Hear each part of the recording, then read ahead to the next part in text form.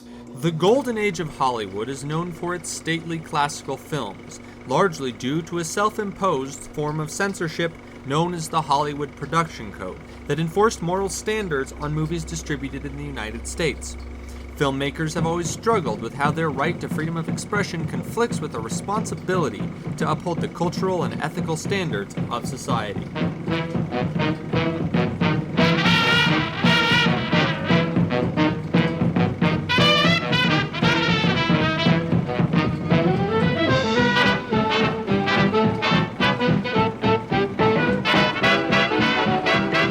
In the earliest days of American cinema, state and local governments censored motion pictures by banning or destroying films that portrayed men boxing or women behaving in a way they deemed inappropriate. Local censors would edit anything they thought unsuitable for audiences, often altering plot lines and leading to many different versions of the same movie. Although censorship like this is a violation of the First Amendment, early films were considered a novelty and not artistic expression.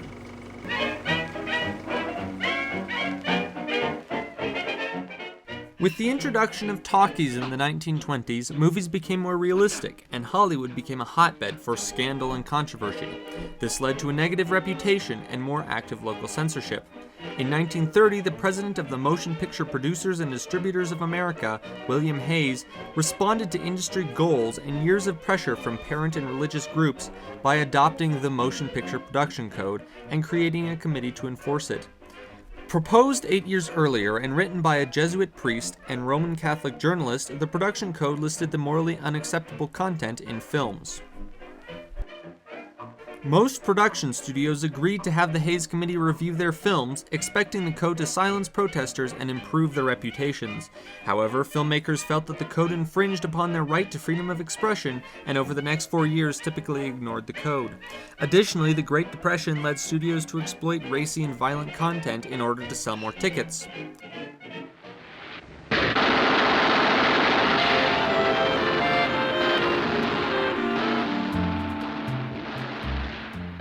1930 to 1934 became known as the pre-code era, in which a string of shocking and indecent movies were released. Maybe you found someone you like better. Crime films showed the gritty reality of the 1930s underworld. Movie stars like Mae West and Marlene Dietrich displayed unmarried women flaunting their sexuality. You were wonderful tonight. I'm always wonderful at night. Yes, but tonight you were especially good. Well, when I'm good, I'm very good. But when I'm bad, I'm better. No, you're hurting me! No! Horror films shocked audiences.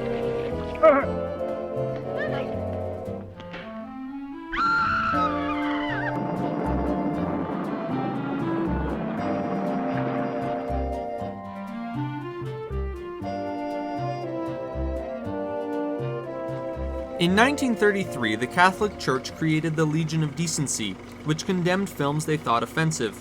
Catholics and other religious groups boycotted, parents would not allow children to attend, and many theaters would not screen the condemned movies. The Legion of Decency condemned more than 50 movies during 1933 and 1934. At the same time, social research claimed that violence in movies would lead children to a life of crime. And William Hayes insisted that if filmmakers did not censor themselves, Roosevelt's New Deal would introduce national film censorship legislation. Finally, in 1934, Joseph Breen became chief of the Hays Committee. Unlike the previous leader, Breen was militant about imposing the production code upon Hollywood. He demanded the committee watch over every part of film production. He actually started having the deal where you had to have a certificate that showed you had passed the code before you could show the movie. For the next 20 years, Breen would impose an unspecific but rigid moral doctrine on every Hollywood film, a doctrine soon to be known as the Breen Code. The code's effect was massive. Although it restricted filmmakers' freedom of expression, it made Hollywood appear sophisticated, glamorous, respectable, and alluring. Under Breen, the production codes shaped classical cinema, a golden age of Hollywood. But anything that was for public dissemination was censored by the industry itself. That was all right as far as I was concerned. They made a lot of better pictures. Often, people learn about the history of this era from classical Hollywood movies. but cinema restricted by the Breen Code provides for historical misconception. Films made from 1934 through the 1950s could not show the misery of the Great Depression or the horror of World War II. Even American culture could not be honestly depicted. That you just didn't use certain words. It was very restrictive. Characters in movies could not say, "hold on to your hats," "blow a raspberry," or call out "fire" in case an audience member thought there really was a fire. Is that they never showed even married couples sleeping in the same bed, and if they sat on the same bed, they had to have one foot on the floor. Justice always had to be served to the villain, and the hero could not have questionable morals. The code itself was very clear about some immorality, but it still left room for interpretation. While not specifically listed in the code, Joseph Breen would often edit scenes in taverns or depicting toilets. Jumbo ice cream soda. This scene's supposed to be in a saloon, but the censor cut it out. On the other hand, filmmakers found ways to work around specifics in the code. Kisses could be no longer than 3 seconds, a rule which Alfred Hitchcock avoided in his film Notorious by having the characters break the kiss every 3 seconds in a scene lasting more than 2.5 minutes. The end of the movie Gone with the Wind created controversy. They were arguing over whether he should say damn. That's how sensitive it was. Frankly, my dear, I don't give a damn. That was the most outrageous thing that had been said in a motion picture for 20 years. Other examples of the impact of the production code include the classic pre-code movie King Kong. The Hays Committee cut several scenes from the 1938 re-release of the film. These scenes were considered lost until 1969. The cartoon character Betty Boop was forced to become a housewife and soon vanished from cartoons altogether. And actress Mae West, who built her career on sex appeal, was quickly forgotten when she could no longer speak in sultry innuendo.